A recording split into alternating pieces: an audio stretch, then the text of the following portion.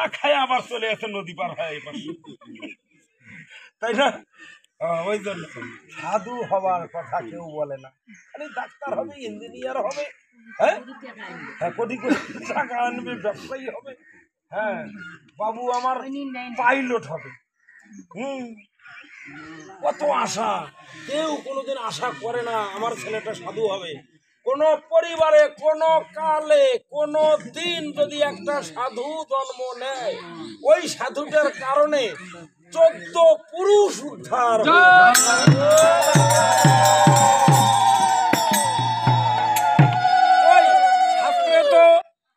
শাস্ত্রে তো এমন কথা বলে নাই যে ওই ছেলে, ওই কোন পরিবারে একটা যদি ডাক্তার একটা ইঞ্জিনিয়ার হয় তাহলে তার 14 পুরুষ উদ্ধার হবে, কি বলছে এমন কথা? না, তা তো বলে নাই।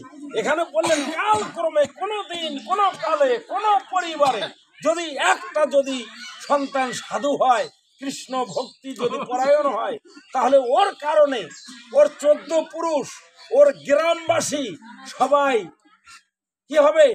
ব্রজধামে রাধা গোবিন্দের যুগল।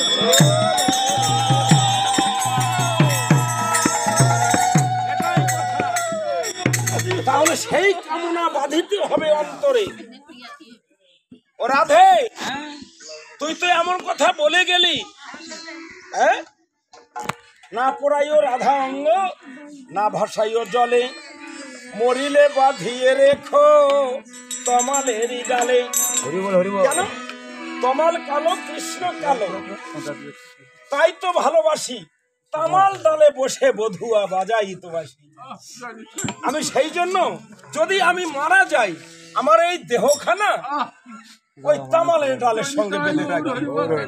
কেন? আমি কৃষ্ণকে কত ভালোবাসি, সেজন্য ওই তামালের ডালের সঙ্গে বেঁধে রাখবি। আচ্ছা, আর একটু জোরে হবে, খাও না, জোরে হবে, এমনি তো কারণ নেই। তাহলে তামাল ডালে বেশি আমার এই দেহটা বাঁধিয়ে রাখবি। আচ্ছা, তামাল ডালে তো বাঁধে রাখার কথা বলছিস সখী, কিন্তু বলতো এই তামাল ডালে বাঁধে রাখলে কি তুই ভালো থাকবি? মরা দেহ দুদিন পরে তো পচে যাবে, তাহলে তামাল ডালে বেঁধে রাখলে কি হবে? আরো কি হবে জানিস? এই বনে যত হিংস্র পশু আছে, পাখি আছে, তারা কিন্তু তোকে ঠুকরে ঠুকরে খাবে। সেদিন তোর কি হবে বল? তখন বলছে, সখী রে, আমি সকলের কাছে মিনতি করে যাব, সর্বঙ্গ খেয় কাগরে, ও কাক না রাখিও বাকি,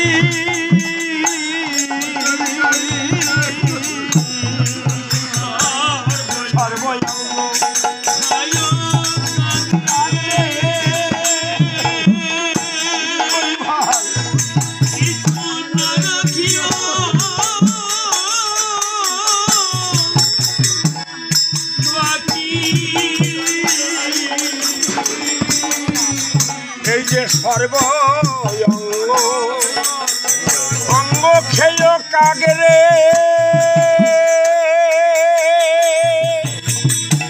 ও কাগে না রাখিও বাকি,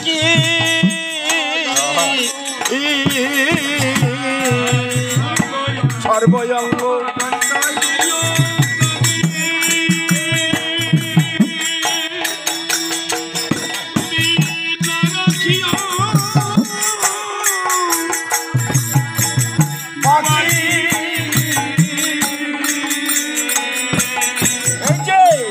কৃষ্ণ ভজন করিবার লাগি,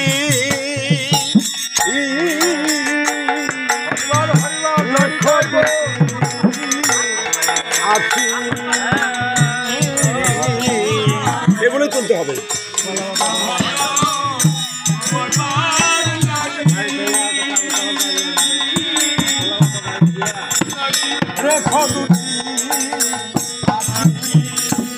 আমার আখি দুটি